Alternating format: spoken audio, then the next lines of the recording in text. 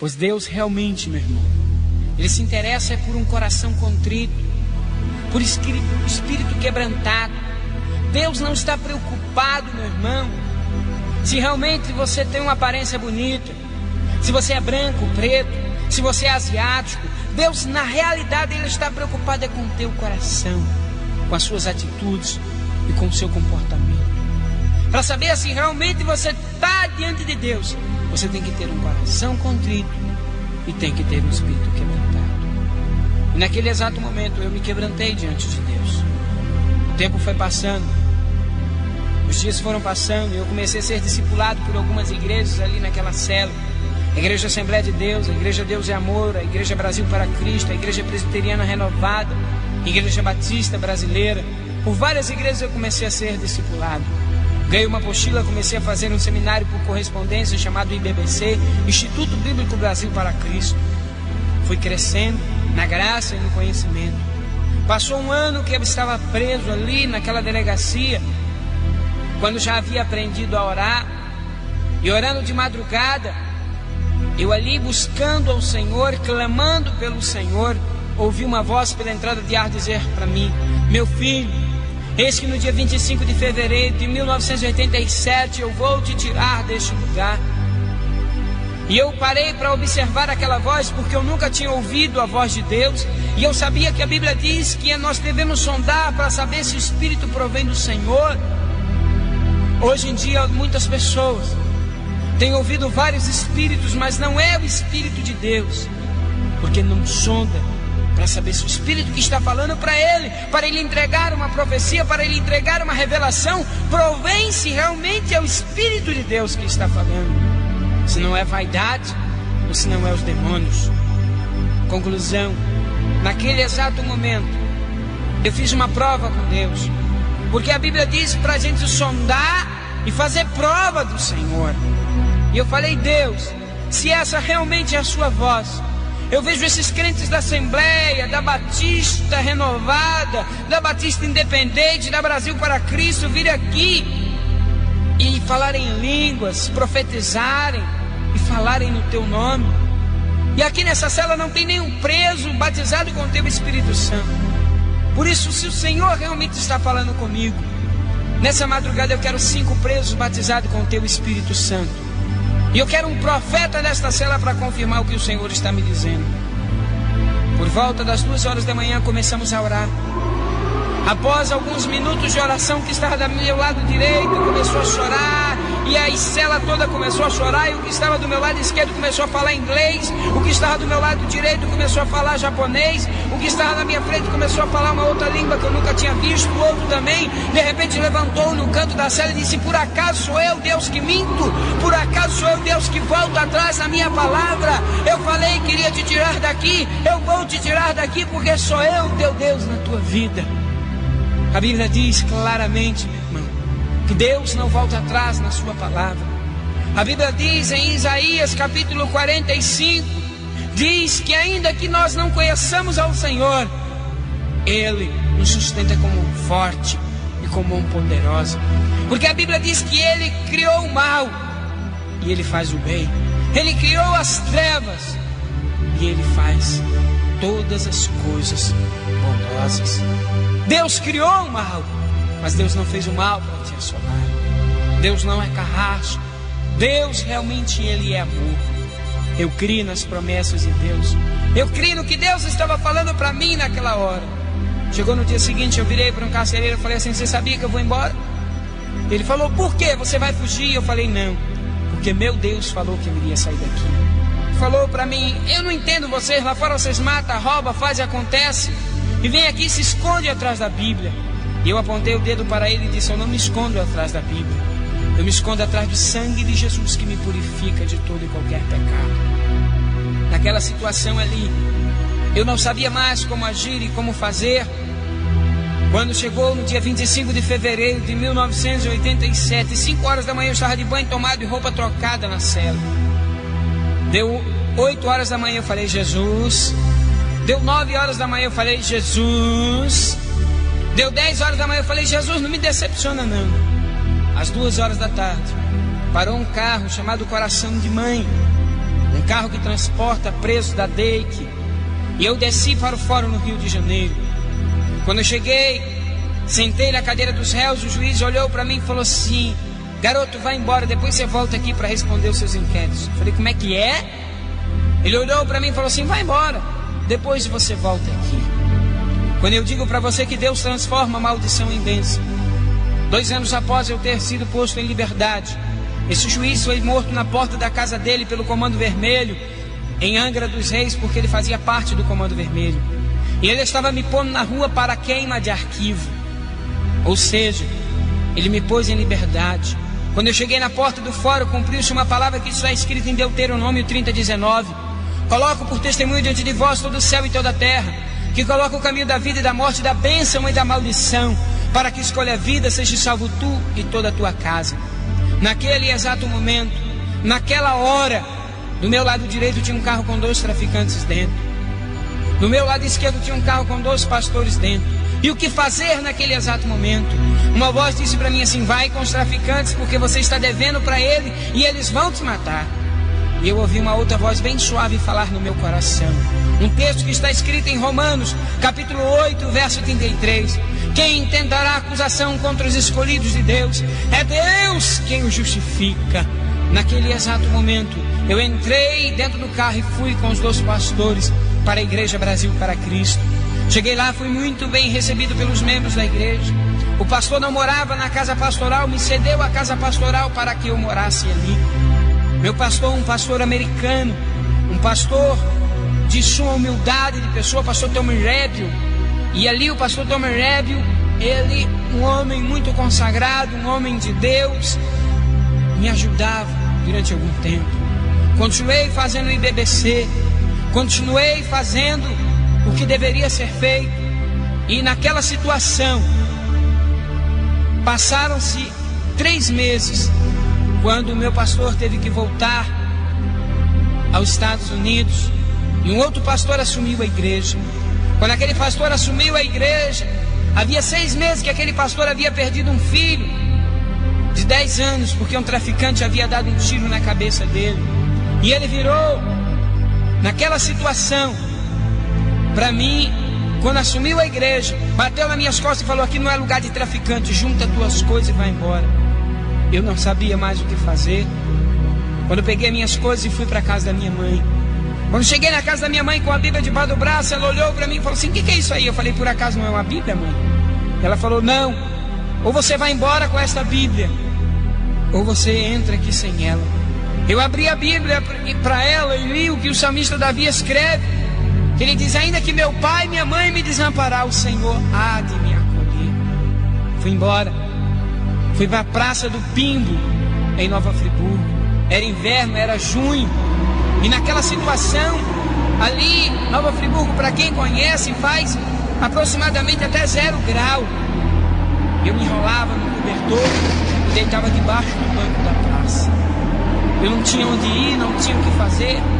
Passaram-se alguns dias, eu morto de fome, quando um traficante chamado Buda passou perto de mim e falou assim: ô Catatal, você de traficante de renome, virou mendigo, cadê esse negócio de crente? Cara, larga isso aí, vamos fazer um ganho ali, rapaz. E eu olhei para a Bíblia, e quando eu abri a Bíblia, estava escrito: nunca vi um justo ou sua descendência mendigar o pão. Aí o diabo falou no meu ouvido e disse assim: você é justo? Você está aqui mendigando? Você nunca foi justificado por Deus. E eu peguei a Bíblia, joguei no chão, passei a mão no revólver 38 e fui assaltar a padaria. Quando eu cheguei na padaria, botei o revólver na cabeça do dono da padaria e falei: isso é um assalto. E ele olhou para mim e disse: não faça nada comigo, não me machuque. Eu falei: não vou te machucar, passe o dinheiro. E ele pondo o dinheiro em cima do balcão. Quando eu olhei, a porta que divide o forno para o balcão abriu e saiu de lá de dentro um presbítero da igreja. Quando eu olhei para ele a primeira vez, eu enxerguei. Quando eu olhei para ele a segunda vez, eu enxerguei uma tocha de fogo novo. As minhas pernas começaram a bambear e comecei a tremer. O revólver começou a queimar na minha mão como uma brasa viva. Eu joguei o revólver para o alto, saí correndo de rua abaixo gritando: o sangue de Jesus tem poder, o sangue de Jesus tem poder, o sangue de Jesus tem poder. Ao passar em frente à igreja onde congregava, estava tendo uma vigília, e isso era 4 horas da manhã. Entrei para dentro da vigília, estava pregando uma irmã chamada Irmã Ana, da Missão Jocum. Eu entrei, encostei na porta de vidro e comecei a chorar. Tinha aproximadamente umas 600 pessoas na vigília. Quando a Irmã Ana parou a mensagem no meio, olhou para mim e disse: você, jovem, não te conheço, não sei quem você é. Deus cortou um grande laço de morte hoje na tua vida. Deus tem uma grande obra a realizar na tua vida. Deus tem algo para fazer na tua vida. E ela começou a entregar um recado da parte de Deus. E eu comecei a chorar, fui à frente, pedi perdão a Deus. Deus me renovou, me restaurou. Naquela mesma vigília tinha um rapaz chamado Edson Teixeira. E esse rapaz chamado Edson Teixeira virou para mim e falou assim: olha, eu conheço uma casa de recuperação no interior de São Paulo, e seria bom você ir para lá. Eu falei: não, eu não preciso ir para lá. Quando chegou aproximadamente às 6 horas da manhã, infestou de polícia em volta da igreja. E o evangelista entrou na igreja e virou e falou assim: olha, eles estão aí fora para te matar. Eles falaram que não querem te prender, eles vão te matar. Eu virei para o irmão Edson e falei assim: irmão Edson, aonde é mesmo a casa de recuperação onde você falou? E eu saí no estacionamento da igreja, que era subterrâneo, entrei no porta-mala de um Voyage e fui para uma casa de recuperação em Tatuí, interior de São Paulo. Quando eu cheguei ali em Tatuí, eu vi uma chácara com uma casa de pau-a-pique, com 10 janelas, uma capela sem telhado. Não tinha energia elétrica, não tinha nada. E quando eu parei ali, eu falei: a casa de recuperação é mais para baixo, irmão Edson? Ele virou: não, a casa de recuperação é aqui. E naquela situação, eu fiquei desesperado, porque eu vi ali um casebre. E quando eu olhei para o meu lado, eu vi ali 10 pessoas, por um lado com uma enxada na mão. Quando eu olhei, vi uma outra fila muito grande, com vários jovens, velhos, com a enxada nas costas, uma Bíblia debaixo do braço, dizendo: o Senhor é meu pastor e nada me faltará. Deitar-me faz em vezes pastos, guia-me mansamente às águas tranquilas, refrigera minha alma, guia-me pela vereda da justiça, por amor ao seu nome. Eu falei: eu não vou ficar aqui não, aqui não é meu lugar não. E o irmão Edson olhou para mim e falou assim: não, você vai ficar até a hora do almoço. Quando chegou na hora do almoço, eu vi aquela fila muito grande, 3 panelão. Eu falei: o rango aqui deve ser bom. Quando eu abri a panela, era folha de couve boiando dentro d'água. Eu falei: agora mesmo é que eu não vou ficar aqui. O irmão Edson olhou para mim e falou assim: olha, eu vou ficar para o culto à noite. Eu falei: não, irmão Edson, eu quero ir embora. Ele falou: se você quiser ir, você pode ir embora, é 1.500 quilômetros a pé. E eu falei: não, então eu vou esperar o irmão. Quando chegou a noite, eu entrei na capela, olhei, e cadê os bancos da capela? E um rapaz olhou para mim e falou assim: não, meu amigo, é no chão. Eu falei: tá bom, então o que eu posso fazer? Quando chegou na hora do louvor, eu estava acostumado com aquele louvor bem abençoado, e um homem abriu uma sanfona e começou a tocar uma sanfona, pegou a harpa cristã e começou a louvar, dizendo: nós abrimos este culto. Eu falei: misericórdia, Jesus, olha para onde o Senhor veio me trazer, o que o Senhor fez comigo, e agora eu vou ficar aqui nesse lugar. Quando daqui a pouco, um moreno muito forte, um vozeirão grosso, pegou a palavra com um lampião e começou a pregar. A mensagem daquele homem era Deus falando para mim. Quando ele acabou de pregar, eu estava chorando, cheguei perto dele, virei para ele e falei assim: ore por mim. E ele virou e falou assim: eu orar por você? Não, não vou orar por você. Você que tem que orar por mim. Eu falei: mas como eu orar por você? E ele virou para mim e disse assim: olha, pegue esta foto aqui e olhe. E quando eu peguei a foto, cheguei perto do lampião e olhei, vi uma morena muito bonita, com uma veste de carnaval. E eu virei para ele e falei assim: quem é esta aqui, a sua esposa? Ele falou: não, preste atenção. E eu olhei novamente. Eu falei: não sei quem é esta aqui, a sua irmã? Olhe, preste atenção. E eu fui para olhar. Quando eu olhei, não consegui identificar, virei para ele e falei assim: quem que é essa aqui? Ele virou para mim e falou assim: essa aqui era eu antes de vir para cá. Eu falei: o quê? Como é que é? Essa aqui era você antes de vir para cá? Se Deus teve a coragem de transformar uma mulher no nome de Deus, eu só saio daqui depois que o Senhor transformar a minha vida. Os dias foram se passando.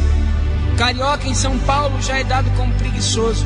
Ex-traficante então piorou 10 vezes. Toda a pior atividade da casa de recuperação era minha. E tinha um rapaz por nome de Clóvis. Ele era pequenininho, ele tinha 2,30 metros de altura por 1,60 m de largura. Ele parecia um filisteu gigante. E todo dia, de manhã cedo, bem cedo, o Clovão virava para mim e falava assim: Carioca, eu tenho uma atividade do céu para você. Eu já sabia que a pior atividade do dia era minha. E passaram-se 30 dias que eu estava ali. E na casa de recuperação existem várias disciplinas. Por exemplo, se você fala uma gíria, você recebe um capítulo da Bíblia para gravar, senão você não almoça. Se você fala um palavrão ou se levanta contra um obreiro, você tem que escrever o Salmo 119. Conclusão, eu escrevia de 3 a 4 Salmo 119 por dia. E os tempos foi passando. E um dia dentro de um milharal havia um pé de manga, e ele mandou eu cortar aquele pé de manga. E eu cortei aquele pé de manga na altura da minha cintura. E eu adorava ouvir vários bons pregadores como Takayama, Napoleão Falcão, Gilmar Santos. Eu adorava ouvir esses pregadores. Quando um dia eu peguei aquela raiz que eu havia cortado ali, peguei um pedacinho de compensado, preguei ali e fiz um púlpito. E aquele milharal foi crescendo. E todo dia, após 1 hora, 1h30, eu descia para dentro do milharal, abria a Bíblia ali naquele púlpito e falava assim: cumprimentos, amados irmãos, com a paz do Senhor. E eu ouvi o milharal dizer: amém, glória a Deus, aleluia. Tem pregador que ele só prega para a quantidade de 2.000, 3.000 pessoas. Se uma igreja tiver a quantidade de 20, 30 pessoas, ele não vai pregar. É porque ele não aprendeu a pregar em milharal.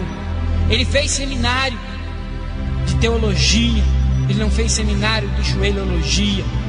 Mas eu quero te dizer uma coisa: você seminarista, faça um curso de joelhologia, depois você faça o de teologia. Porque não adianta ter conhecimento e não ter graça.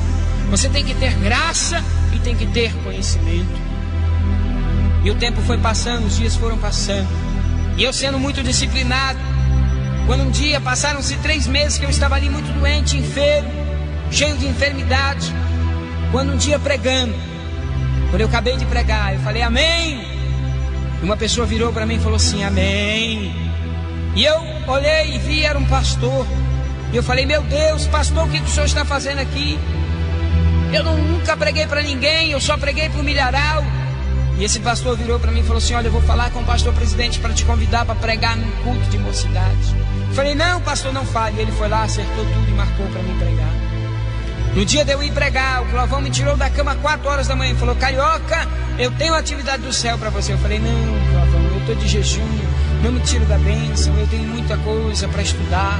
E ele virou para por isso mesmo é que eu vou botar você nessa atividade. Pegou uma foice e mandou eu roçar um pasto.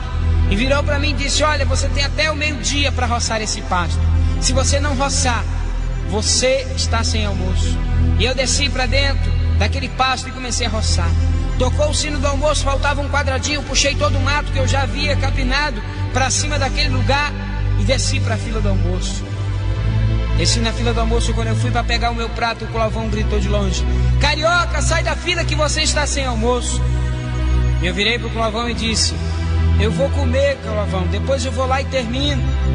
E ele virou para mim e disse assim: não, você está sem almoço. Eu falei: não, Clavão, eu vou comer, depois eu vou lá e termino. Ele virou: carioca, porque você está ponderando comigo, você está 2 dias de jejum forçado. Eu falei: negão, eu vou comer e fim de papo. E ele virou para mim e falou assim: por que você me chamou de negão? Você está 3 dias de jejum forçado. Eu olhei para ele e falei assim: eu vou comer e fim de papo. Ele falou: você está 3 dias de jejum forçado. Eu passei a mão na foice que estava do lado, virei para ele e disse: olha, Davi derrubou o gigante com uma pedra, eu vou derrubar você com essa foice. Eu falei que eu iria comer e eu vou comer. E ele virou para mim e falou assim: eu te repreendo no nome de Jesus, e você está 3 dias de jejum forçado. Quando eu levantei aquela foice e fui contra ele, a foice nos meus braços endureceram como se fosse pedra. Eu não consegui mexer uma palha contra o homem de Deus. Meu irmão, minha irmã e ouvinte da palavra, eu quero te dizer uma coisa. A Bíblia diz: horrenda coisa é cair na mão do Deus vivo. A Bíblia também diz: ai daquele que toca no ungido de Deus. Se você tem pensado em tocar no servo de Deus, se você tem pensado em se levantar contra o servo de Deus, eu quero te dizer: não se levante, não toque, não se levante contra eles. Creia, busca, que grande obra o Senhor fará na tua vida. Se você acha que ele está errado, ore por ele, porque eu creio que Deus vai fazer algo na sua vida. Naquele exato momento, eu larguei aquilo tudo no chão, fui para o meu quarto juntar as minhas coisas para ir embora. Eu estava com muita vontade de ir embora daquela casa de recuperação. Quando eu meti a mão na porta, ela estava trancada. Soquei a porta, chutei a porta, tentei sair dali, não consegui. Passou o primeiro dia, eu estava revoltado. Passou o segundo dia, eu ainda estava muito revoltado. Quando chegou no terceiro dia, eu não conseguia mais levantar da cama, porque eu estava muito debilitado. E eu ali chorando muito, pedi perdão a Deus pelo que eu havia feito. Quando abriu a porta, eu saí correndo para dentro daquele milharal. Joguei a minha Bíblia no pé da raiz daquela árvore e falei: Deus, ou tu me liberta agora, ou eu não sei mais, eu vou para o inferno, porque eu não aguento mais. E eu chorava compulsivamente. Quando eu senti uma mão agarrar nos meus cabelos e começou a me levantar, eu senti como se 2 tomadas enfiassem nos meus calcanhares. E aquela eletricidade começou a subir no meu corpo. Eu comecei a sentir ânsia de vômito e comecei a vomitar. Os buracos nos meus ouvidos, no meu nariz começaram a sangrar. E ali naquele exato momento eu comecei a vomitar. Vomitei o primeiro tiro, vomitei o segundo tiro, vomitei o terceiro tiro, vomitei o quarto tiro, vomitei o quinto tiro, o sexto tiro, o sétimo tiro, no 8º tiro. Quando eu olhei, eu estava completamente lavado de sangue. O câncer saiu todo pelas narinas. Deus havia devolvido completamente a minha visão do olho esquerdo e a minha audição do ouvido esquerdo. Naquele exato momento, eu peguei e fiquei com medo de voltar para dentro da casa de recuperação, porque eu estava com a minha roupa toda suja de sangue. Eu pensei: vão pensar que eu matei alguém.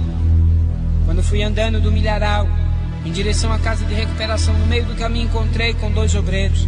Um abraçou o outro e começou a orar em línguas. E continuei eu andando. E olhando eu para mim, pensei: meu Deus, vão pensar que eu matei alguém. Quando encontrei com mais outro novo interno, ele olhou para mim e pôs a cara no chão e começou a chorar. Quando eu encontrei com o diretor da casa de recuperação na porta da casa de recuperação, ele pôs a mão no meu ombro e disse: verdadeiramente esse é o poder de Deus. Ele virou para mim e disse: o teu rosto brilha como a luz, porque eu tinha contemplado a glória de Deus. Se você quer, meu irmão, contemplar a glória de Deus, busca sinceramente a Deus e você vai ver a glória de Deus. Você vai contemplar a glória de Deus. Naquela situação, ali, eu dependia de um milagre de Deus para minha vida. E o milagre de Deus havia acontecido, porque eu havia buscado de Deus o milagre. Meu irmão, toda vez que você busca em Deus o milagre, Deus realmente opera um milagre na sua vida. Quando o diretor da casa de recuperação após ter dito para mim que verdadeiramente aquele era um milagre de Deus na minha vida, eu criei. Fui levado a um hospital, porque o meu ouvido não queria parar de sangrar. Quando cheguei ali, o médico já sabia do problema que eu estava passando, do câncer, da AIDS, de tudo o médico já sabia, porque a casa de recuperação já havia avisado ali. E naquela situação ali, naquele exato momento, eu peguei e perguntei para ele sobre os exames e sobre a situação. E ele virou para mim e disse: olha, Deus realmente fez um milagre, porque tudo desapareceu. Deus realmente fez um milagre, porque tudo realmente foi sarado. E Deus verdadeiramente quer te abençoar, porque Ele te abençoa. Por isso, vá, porque Deus verdadeiramente fez um milagre na sua vida. Deus havia me dado 2 pulmões novos. Deus havia me dado 2 rins novos. Deus havia tirado o tumor da minha cabeça e havia sarado completamente o meu corpo. Ou seja, Deus havia reconstruído tudo a minha vida. Passaram-se 6 meses, eu fui consagrado auxiliar de obreiro. Passaram 9 meses, eu fui consagrado obreiro. Passado 1 ano, eu fui ser diretor da casa de recuperação.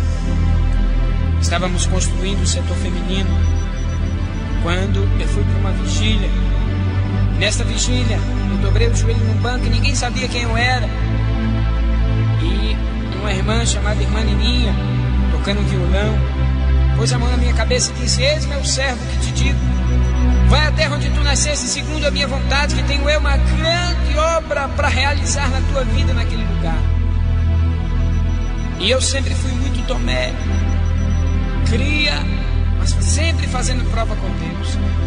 E eu falei: Deus, falei eu para Deus em silêncio: Se realmente é o Senhor que está falando comigo, eu não tenho nenhuma roupa para ir para o Rio de Janeiro, eu não tenho nenhum centavo para pegar um ônibus para ir para o Rio de Janeiro.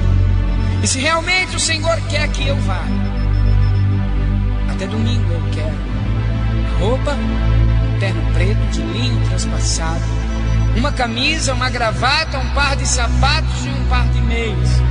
E eu quero dinheiro para me poder ir até o Rio de Janeiro. Caso contrário, meu irmão, e eu iria pregar na Pompeia, um culto da Jubrac, um culto de mocidade da Igreja Brasil para Cristo. Seria o meu primeiro sermão para mais de 500 pessoas. O irmão Edson foi me pegar na quinta-feira na igreja. Quando cheguei lá no grande templo, na Pompeia, eu vi um templo enorme, que cabia mais de 5.000 pessoas sentadas. E eu falei, mas não deve encher. Fui para o alojamento da igreja. E quando cheguei ali no alojamento da igreja, o irmão Edson saiu e eu fiquei ali sozinho. Quando chegou às 8 horas da noite, eu saí de dentro do alojamento e quando eu olhei, eu vi um pátio cheio de ônibus e carros. E quando eu olhei, eu vi o templo lotado de pessoas. As minhas pernas batiam uma na outra. Porque até aquele presente momento, o maior número que eu havia pregado era de 8.000 pés de espiga de milho.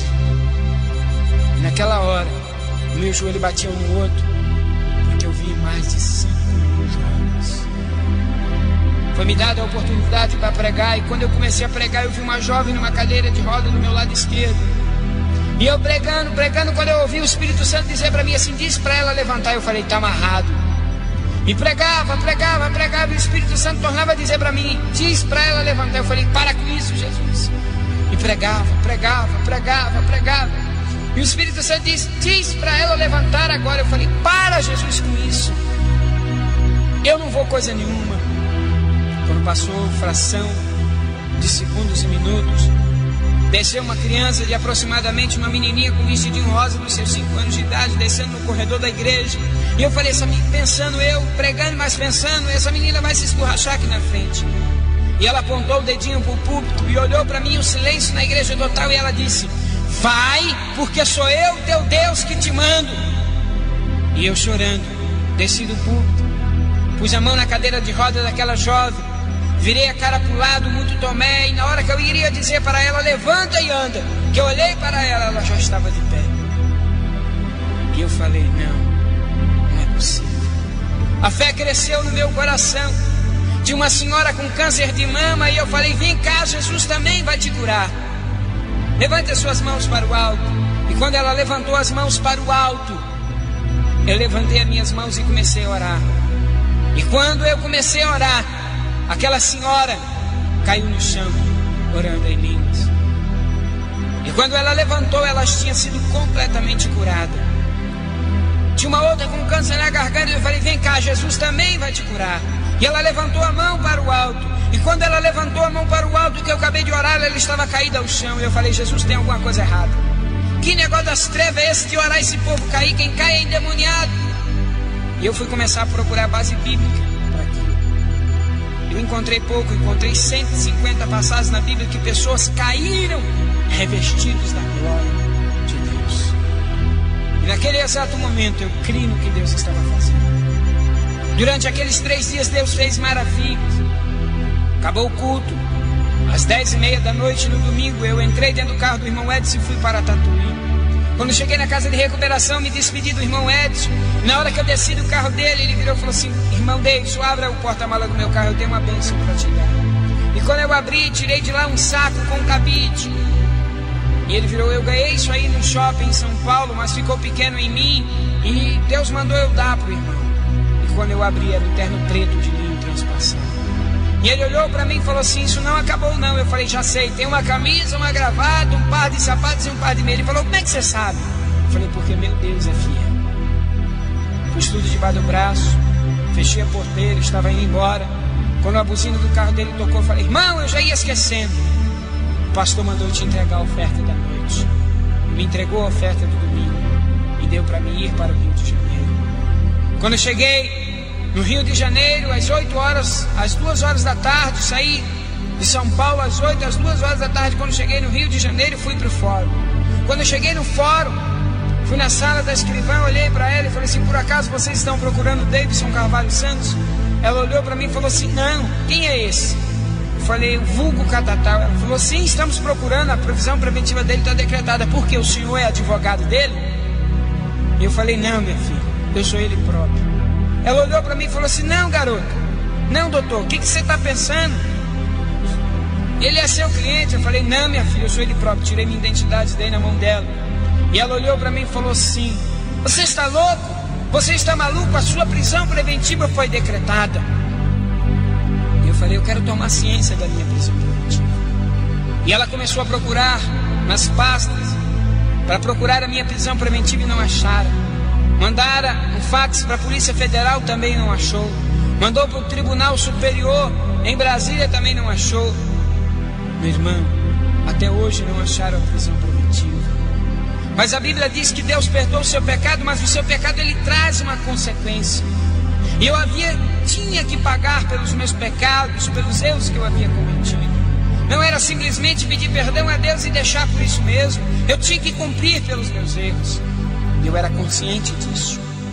Durante 3 dias de julgamento, eu fui a júri popular.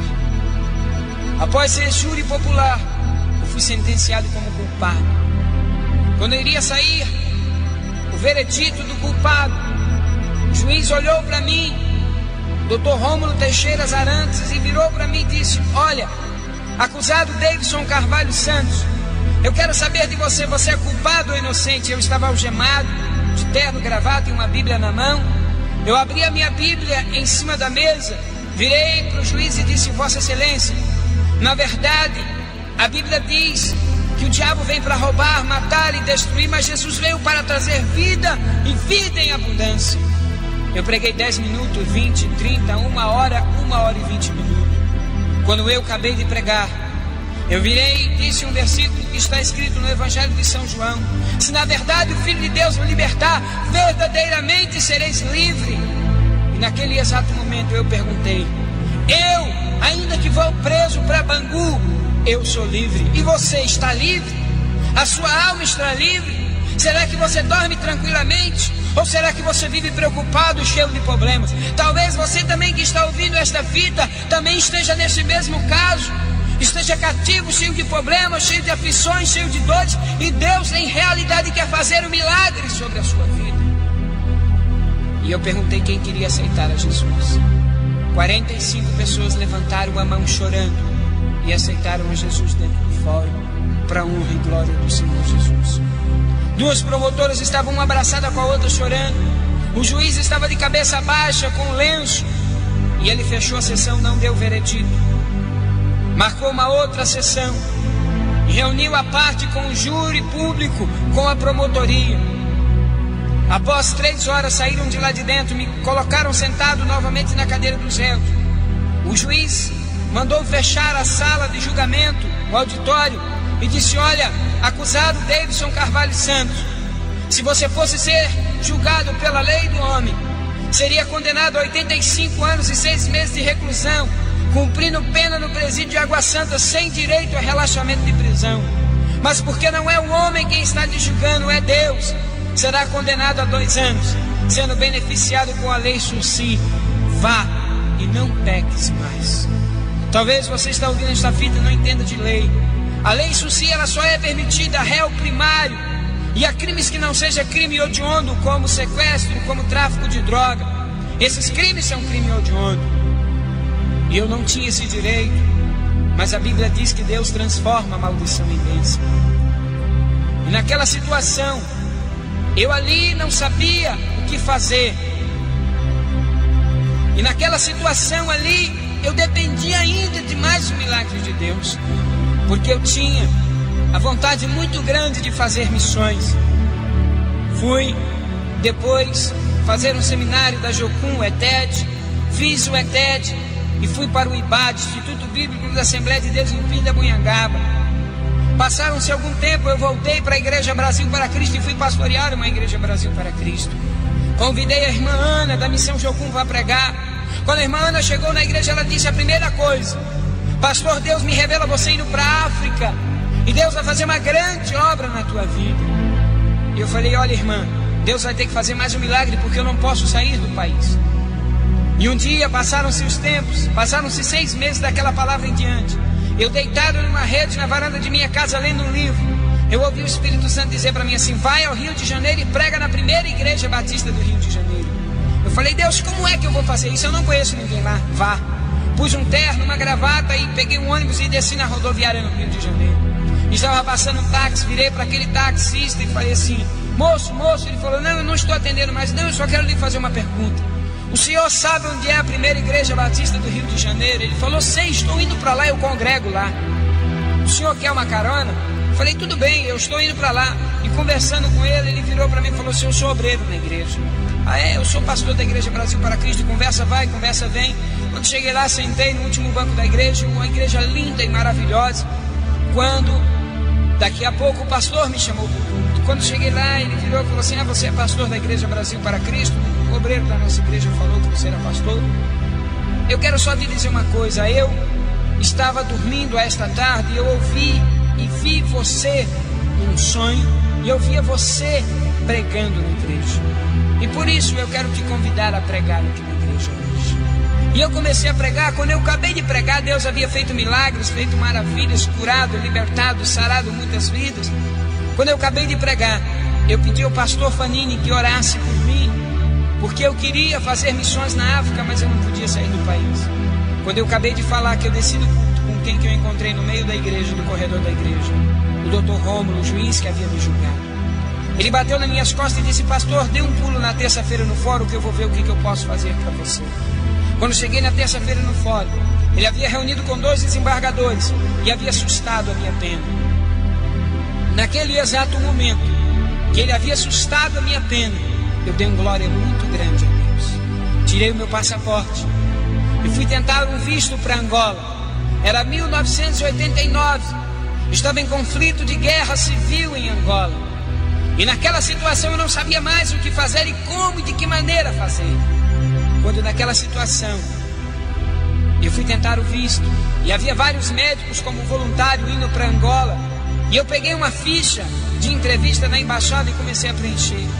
E no catálogo da ficha vem dizendo assim: já foi preso? Sim. Já usou drogas? Sim.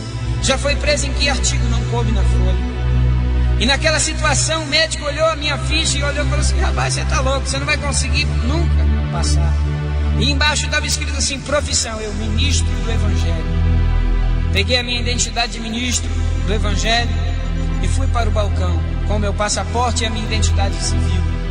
Entreguei a minha identidade, o meu passaporte e a ficha de entrevista na mão de uma moça. E quando ela começou a ler, ela começou a regalar os olhos, a regalar, e foi ficando branca. Quando ela leu embaixo, ministro do Evangelho, ela: ai, graças a Deus. E ela olhou para mim e falou assim: você tem alguma coisa que comprova isto? Peguei minha identidade de ministro, dei na mão dela, ela olhou para mim e falou assim: pode ir embora. Daqui a 3 horas você volta e pega o seu passaporte com visto. E eu virei as costas. Na hora que eu estava saindo, o médico olhou para mim e falou assim: não falei que você não ia conseguir? Eu falei: não, eu consegui. Daqui 3 horas eu volto para pegar o meu passaporte com visto. E ele olhou para mim e falou assim: mas não entendo, eu estou aqui já há um monte de semana tentando visto e não consigo, e você chega aqui hoje com a ficha dessa e consegue. Eu falei: é porque eu sirvo um Deus verdadeiro. E eu fui embora. Voltei para minha igreja, peguei o meu visto, peguei tudo certo. Quando um dia estava pregando em uma igreja e uma pessoa foi curada, e eu virei, e uma pessoa foi curada de AIDS, era filha de um empresário muito famoso, não vou citar o nome por ética. E esse empresário virou e falou assim: pastor, eu quero te ajudar. Eu falei: não preciso de ajuda, quem me ajuda é Deus. Um dia, num culto de libertação na igreja, o qual eu pastoreava, da Igreja Brasil para Cristo, eu falava sobre missões e ia tirar uma oferta missionária. E ele virou e falou assim: pastor, eu vou te sustentar na África, eu vou comprar as passagens para você e vou te dar o dinheiro para você ir para lá. E o Espírito Santo falou para mim assim: maldito um homem que confia no homem. Naquela situação ali, eu confiei no que aquele homem havia dito. Quando chegou no dia de eu embarcar, às 6 horas da manhã, ele me liga na minha casa e disse: olha, pastor, eu fui uma consagração e uma vigília nesta noite, e Deus usou uma irmã dizendo que esta viagem não é de Deus e que não é para mim ajudar o irmão. Eu virei para ele e falei: meu querido, nem que seja nado, nem que seja de jegue a motor, mas eu vou para a África do Sul. Eu vou porque o meu Deus disse que eu iria, e eu vou para aí. Fui no outro dia pela manhã para a agência aérea, o qual eu havia reservado as passagens. Quando cheguei lá, a jovem olhou para mim e falou: tudo bom, pastor? Eu falei: tudo bem. E ela virou para mim e disse: pastor, você trouxe o dinheiro para pagar a passagem? Eu falei: querida, eu não tenho dinheiro. Mas pastor, como o senhor faz uma coisa dessa, me reserva a passagem e não tem dinheiro? Eu falei: querida, tem uma passagem para mim reservada. E ela falou: não, pastor, a passagem reservada que tem aqui é a que eu reservei para o Senhor. E eu virei para ela e falei assim: minha querida, eu tenho uma passagem reservada para mim. E ela virou para mim e falou assim: pastor, a passagem que tem reservada foi a que eu reservei para o Senhor. Eu falei: minha filha, tem uma passagem paga e está reservada para mim. Olhe, procure. Ela falou: pastor, tem uma garrafa de café, garrafa de água, senta ali, vai tomar uma aguinha, eu vou dar uma olhada aqui. Ela começou a olhar. 2 horas depois me volta ela com um sorriso e com o olho cheio de água, chorando. Virou para mim e falou assim: olha, pastor, realmente Deus existe. Porque realmente não tinha nada no nome do Senhor, mas um funcionário da Petrobras que estava com uma passagem em aberto, e ele iria perder a passagem. Ele mandou eu dar essa passagem para qualquer pessoa, e essa passagem é de primeira classe. Toma agora um táxi, corre para o aeroporto, senão o senhor vai perder o avião. E eu corri para o aeroporto e peguei o avião. Para quem ia de classe popular, eu fui de primeira classe. Quando eu cheguei em Angola, após o aeroporto, estava fechado, e durante 3 horas esperei ali o aeroporto abrir. Quando o aeroporto abriu, eu fui passar pela Polícia Federal. Passei pela Polícia Federal. Quando eu fui passar pelo visto da embaixada, naquele exato momento, eu não sabia mais como agir, eu não sabia mais como fazer. Mas quando eu olhei numa fila, em 2 filas tinham que passar ali a quantia de $2.000, um recibo bancário de $2.000. Eu não sabia mais como agir, mas eu sabia que Deus era comigo. Eu sabia que Deus estava comigo. Eu não tinha nada a não ser $50 no bolso. Quando eu entrei na segunda fila, eu ouvi uma voz dizer para mim assim: meu filho, passa para a terceira fila. Eu falei: Senhor, não tem terceira fila. Meu filho, passa para a terceira fila. Mas Senhor, não tem terceira fila. Quando eu dei um pulo e pulei para a terceira fila, uma jovem estava abrindo o guichê. Ela pegou meu passaporte, olhou a minha identidade de pastor e olhou e falou assim: seja bem-vindo a Angola. Carimbou meu passaporte, deu na minha mão e eu passei direto. Eu falei: Senhor, muito obrigado porque o Senhor é o meu crédito. Muito obrigado porque o Senhor é a minha finança. Mas Senhor, eu vim aqui, eu não conheço ninguém aqui, eu não sei para onde eu vou, o que eu vim fazer aqui. Eu atravessei a rua, vi a cidade completamente destruída, um monte de carro da ONU, um monte de gente de camuflado, uma boina azul. Quando eu atravessei a rua e ouvi uma pessoa falar: Carvalho, ô Carvalho, que eu olhei para trás, era um colega de escola militar que eu havia conhecido. E esse colega era oficial da ONU, e ele virou para mim e disse assim: olha, o que você veio fazer aqui? Eu falei: vim aqui pregar o evangelho. Para onde você vai? Não sei. O que você vai comer? Também não sei. Aonde você vai? Eu não sei. Ele virou: meu filho, você parece louco, esse país está em guerra e você vem para cá e não sabe o que vai fazer. Eu falei: saber o que fazer eu sei, só não sei para onde eu vou fazer. E ele virou para mim e falou assim: olha, que tipo de roupa você trouxe? Eu falei: eu trouxe uma calça de linho, uma camisa, um terno, uma gravata. Ele falou: você está louco, cara, esse país está em guerra, vem aqui. E me alistou em uma junta chamada Médicos Sem Fronteira como voluntário, como enfermeiro. Eu ali recebi algumas fardas camufladas, uma boina azul, recebi uma viatura e 700 cartões de alimentação. Eu não tinha para onde ir, eu não tinha onde me alimentar, eu não tinha onde dormir. Ganhei uma barraca de campanha, ganhei tudo o que poderia me manter ali durante 1 ano. Durante 2 anos eu fui pastor na África, pastoreei em Angola, em Moçambique, em Guiné-Bissau e em Ruanda. Meu irmão, minha irmã e ouvinte da palavra, eu quero te dizer uma coisa: ser missionário é ter o coração em Cristo. A missão da igreja é fazer missões. O propósito de Deus, a Bíblia diz que Deus tinha um único filho e fez dele um missionário. Deus em realidade quer operar sobre a sua vida em missões. Deus em realidade quer fazer milagres na tua vida. Agora você que ouviu o meu testemunho, você que tem um desejo de fazer missões, você que tem um propósito de fazer missões, eu quero te dizer uma coisa: além de você ter colaborado a adquirir esta fita, eu quero te convidar: não reproduza esta fita, porque esta fita ajuda a sustentar missionários, essa vida ajuda a sustentar missionários. Por isso eu gostaria agora que você curvasse a sua cabeça, porque eu quero te abençoar, eu quero orar por você. Senhor meu Deus, Deus de glória, de graça, de poder e maravilha, Pai, abençoa esta pessoa agora que está nessa cela presa. Pai, abençoa agora essa pessoa que está no seu carro Pai, abençoa agora essa pessoa que está em casa, passando por dificuldade, por luta, por problemas. Essa pessoa que está enferma, Senhor, que não acha que os seus problemas, Pai, não vão ser resolvidos, que acha que as suas dificuldades, ó Deus, não vão ser solucionadas. A Tua palavra diz que Tu és Deus que opera mediante, Senhor, o coração do homem, mediante o coração contrito do homem. Por isso, Deus, faça, Senhor, uma grande obra para a glória do nome de Jesus. Em nome de Jesus. Deus te abençoe. Em nome de Jesus.